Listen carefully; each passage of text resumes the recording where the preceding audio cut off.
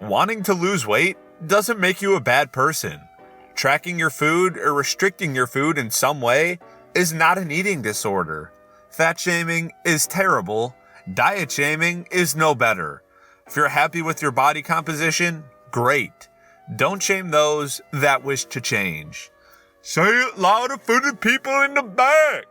Like, why can't people just be happy for others that they want to make a change in their life for the better? Because, I don't know, maybe they feel like, oh, this person's doing better than me. Or I don't think I have the willpower to do that. So they just try to demean those other people so that they don't have the confidence to try to go on their weight loss journey. It's really sad. It's really sad. What's going on, Moderchodes? It's your boy Long Neil back again with another new video. And in today's video, we're going over the hot post from r/FatLogic. Let's get into it.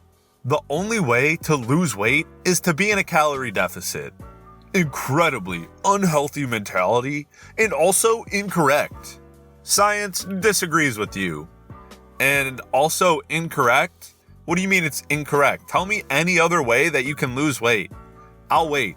There's not a single way other than being in a calorie deficit that you can lose weight. Sure, there's different ways to get into a calorie deficit, but the calorie deficit is 1,000% needed to lose weight. Plain and simple. If you're not in a calorie deficit, you're not losing weight. Being fat is cool and good, actually. Ignore Fatphobic Anions. Also, because they are simply going to die out in autumn when the temperature drops a little, causing them to instantly lose all heat necessary to survive due to lack of insulation.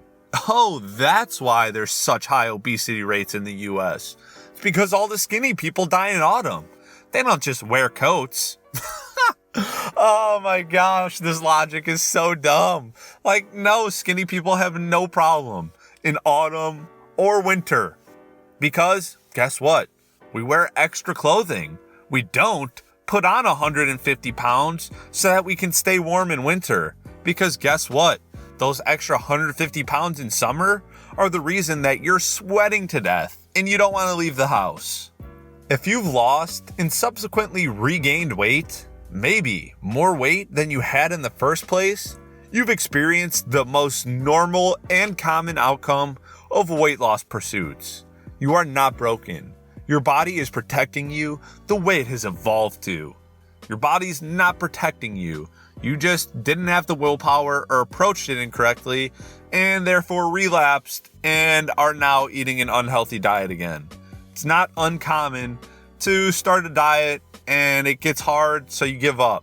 That doesn't mean that when you have the urge to start a diet again, you should stop. It just means you should look at what you did wrong last time and what you can improve on to make these changes permanent. So don't give up on yourself. If you've ever started a diet and then lost 20 pounds and regained it all, don't give up. You can do it. Don't listen to this person. Please. Soft blocking anyone talking about weight loss, even or especially their own, in a good or desirable way. Weight loss should not still be praised or accepted in 2020. And I'm not going to endure trying to remain friendly with people whose worst nightmare is looking like me. So basically what you're saying is everybody has to be as obese as possible, otherwise they're not a good person? Like, what? If people are overweight, and it's especially if it's affecting their health, which it most likely is, then you should be encouraging them to lose weight. Not saying, oh, don't worry about it. We should just totally change the whole culture, and nobody should have to lose weight ever. Like, what? That's just the dumbest way to handle any problem. It is regrettable that the government's anti-obesity strategy, which contains a number of welcome measures, has been framed as sort of calls to arms to save the NHS. We owe it to the NHS to move towards a healthier weight, declares the official policy document. And going into this winter, you can play your part to protect the NHS and save lives. In other words, your country needs less of you. It's almost the exact opposite of what they're saying. They're saying they want you guys to be healthier because they need you. They definitely aren't encouraging you to get to unhealthy weights that are detrimental to your health. They're doing the exact opposite.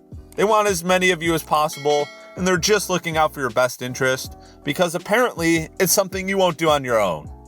Plus size? I think you mean normal size. Well, I guess normal size in the US is plus size, so this isn't wrong.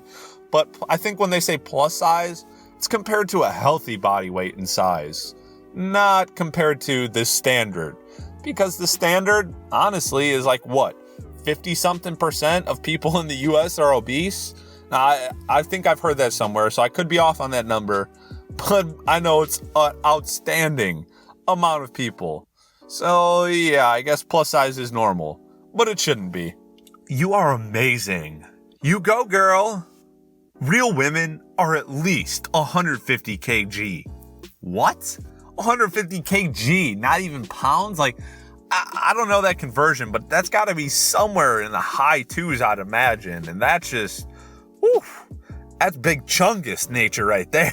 Like, I don't know about you, but at no point would I want to be 5'2", walking around 150 kg. Like, that just sounds miserable. I don't know if you want to deal with it because the food is that good to you. That's up to you, but definitely not my move. Saw a quote that said if we all ate the same and exercised the same, we would still all have different bodies. And I literally think that's something you need to keep reminding yourself. No duh. Of course we would all have different bodies. You ever walk down the street? Yeah, there's some people that are 6'4". Then there's other people that are 4'10". Duh, we'd have different bodies. We also have different metabolisms. So you could walk down the street and somebody's maintenance calories could be 3,000 and yours could be 2,000. Sucks for you if you wanted to eat more, but oh well. Like, I don't get the point in saying this. Of course we would have different bodies.